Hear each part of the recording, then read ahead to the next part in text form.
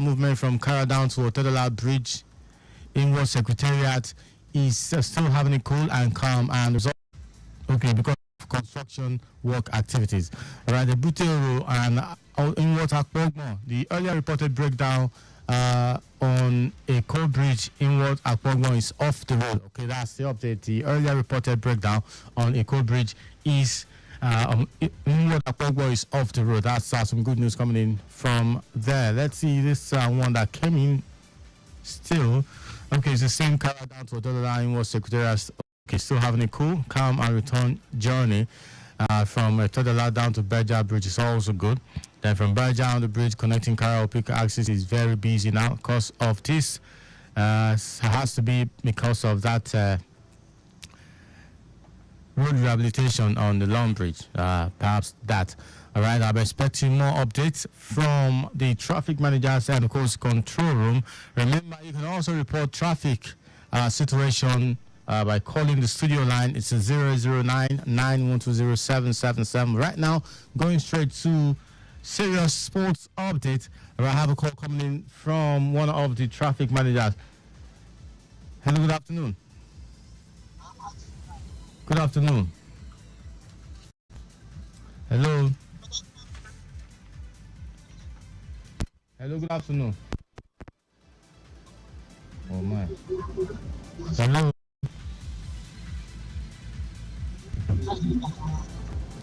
Hello, good afternoon.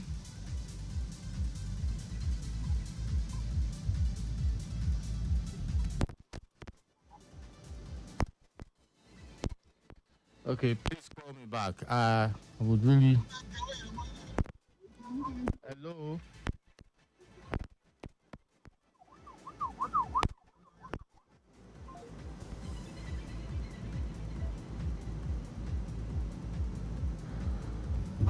Okay, 009-9120-777.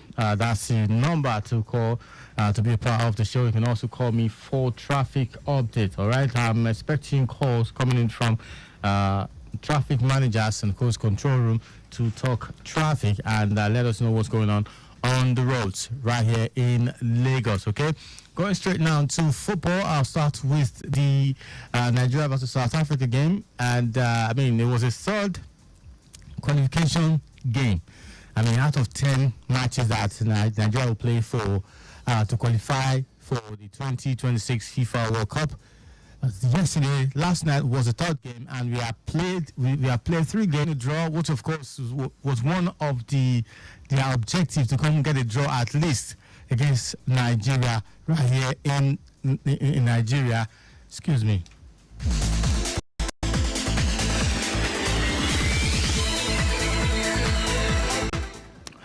All right, the South Africans, they were expecting a draw at least against the Super Eagles of Nigeria, and they got it. They are sitting above Nigeria. Not that they are sitting at the top of the table, but of course they are just a point.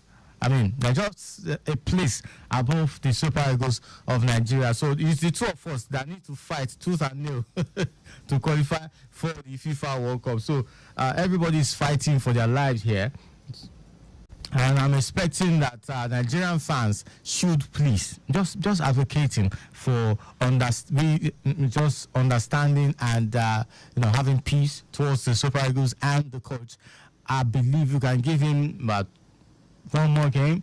Maybe if the one we're playing against Benin Republic on Monday, perhaps he will prove us right or wrong. Okay. Hello. Good afternoon. Hello. Good afternoon. Please put down the volume of your radio. Yeah, I remember. All right, thank you. Welcome to the show, Michael, right?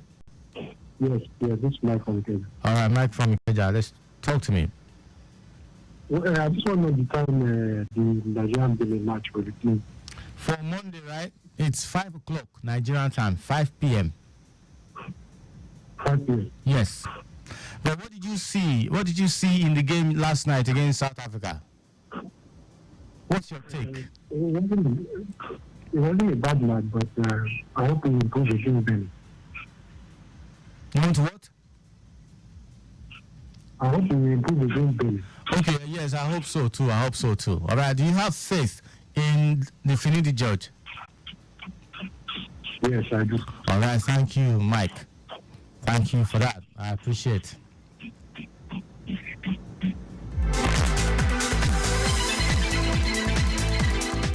All right, we have someone who has faith, just as I do, on the Super Eagles manager. That's Mr. Finidi George. I believe that his tactics last night, albeit wasn't impressive in the first, but then in the second half, everything changed. And I know that being a new manager, I mean, talking about a head coach, not an assistant, right? Talking about this new position, of course, pressure will come.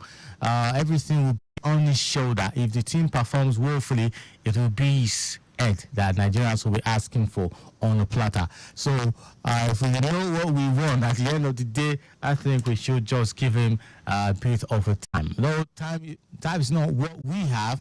We don't have the time because any slip up, we might not be going to the World Cup again. I mean, it will now be 2 times in a row that we won't be going to the World Cup. It will be some play impressive performance for a lot of them. I mean, Dele Bashiru, Tanimu, you have players that you would have thought this one that Trustego will not be playing. What are we going to do in the defense? I mean, some players stepped up also. You saw the way Calvin Bassey was all over the place. And I mean, it was something that when we talk about Monday match against Benin Republic now, although we'll be playing against another familiar, but it's all right. We are still Nigeria. In terms of football, I believe we are still in that top ranking to beat anybody or a team to beat anybody. Let me put it that way. So, I respect all the players, but not going to be unnecessarily harsh on the team and the manager. And of course, speaking of the manager, Finidi George was reacting to Nigerians complaining about not fielding. They said he was meant to put on Boniface and Terry Murphy at the same time. But then when a player got injured, he had to bring in a midfielder to show up that midfielder about it, the Bayanas, the Bafana rather. They had a good game last night, and he didn't want that to continue for the entire 90 minutes. So he thought to bring on a midfielder that could, double as a defensive midfielder, and a little bit of going to the front and supplying of passes. And I believe it worked in a way. So that's the reason he could not bring on Boniface, and of course instead brought on Terry Murphy. And I believe that also because of the way Onuachu played yesterday, people started to say he had no business playing in that game. He had no business in the team, team list for last night match. But who would say, okay, a player is going to perform hopefully? Nobody, right? And Onuachu, when you talk about Onuachu, he is no pushover. When you talk about a forward playing, experienced player.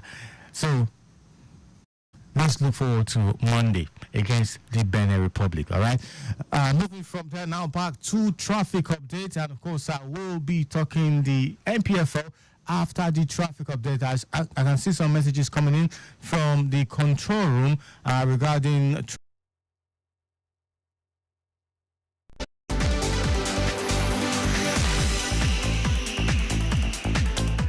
all right, Onikpanu asks, is breakdown, okay, that's report breakdown, a 40-feet containerized truck with rear tire problem. Personnel on ground controlling traffic while waiting for it to be fixed. Of course, they're still on it, but it's not affecting traffic at the moment. It's not affecting traffic. So they're going to make sure that it doesn't affect traffic at all. So I'm glad for that. For the PWD updates, construction work ongoing by men of the ECC underneath the flyover at National Inward Ajayi Farm. The mixer and excavator has occupied a lane, leaving just a lane for vehicular movement. Officers on ground managing the traffic situation within the corridor at the moment. And still another one said, presently at Fagbens Junction, the traffic Okay, the earlier reported traffic that's from Beja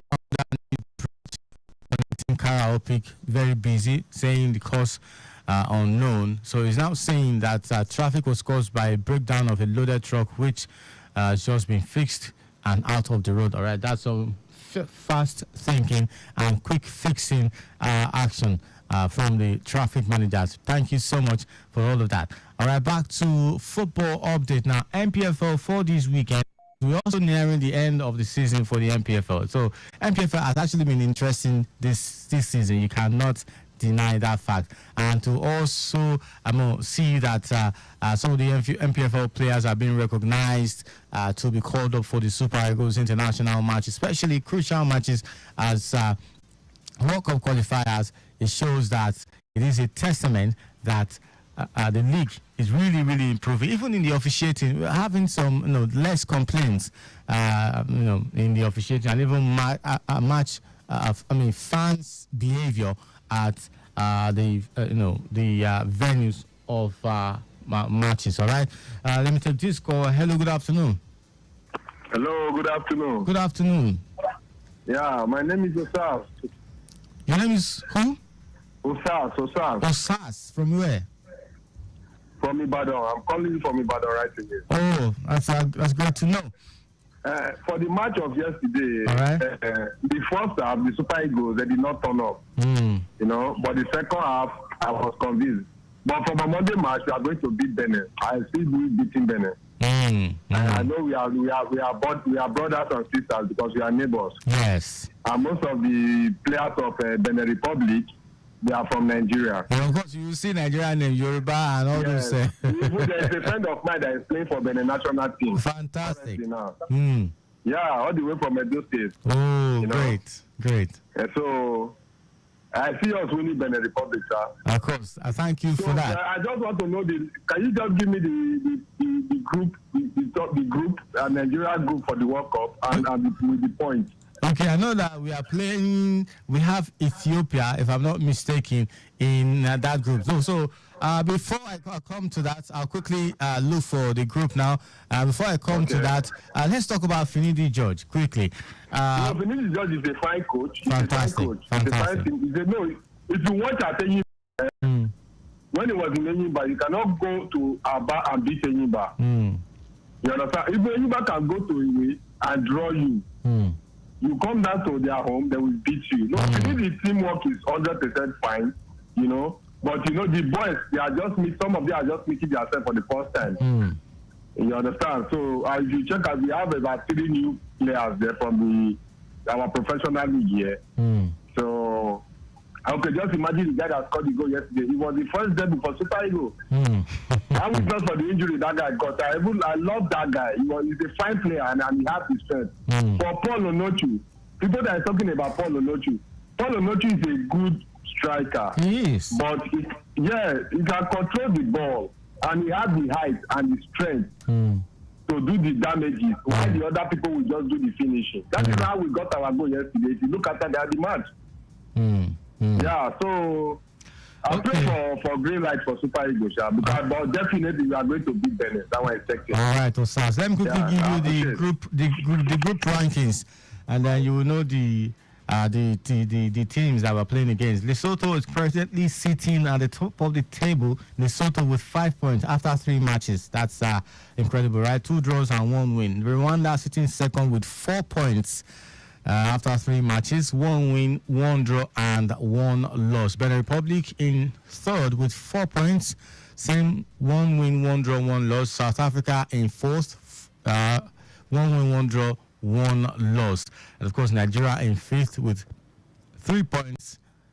Just 3 points out of 3 matches. So no loss, no win, just 3 draws out of 3 matches. That's Nigeria sitting fifth. And of course, last on the table. The bottom table, Zimbabwe, with 2 points out of 3 matches, with 2 draws, no win, of course, 1 loss. So we have Lesotho and Rwanda, Lesotho and Rwanda sitting 1-2 respectively on the table. If God forbid, let me put it this way, God forbid, if it's ends this way, it means Lesotho and Rwanda are going to the World Cup. I hope not. I really, really hope not. Of course, when the groupings were made, people would say, okay, it's definitely South Africa and Nigeria. And it's Nigeria winning the group, and South Africa is second. They are going to the World Cup. But you see, because of the improvement in African football, I mean, the way the dynamism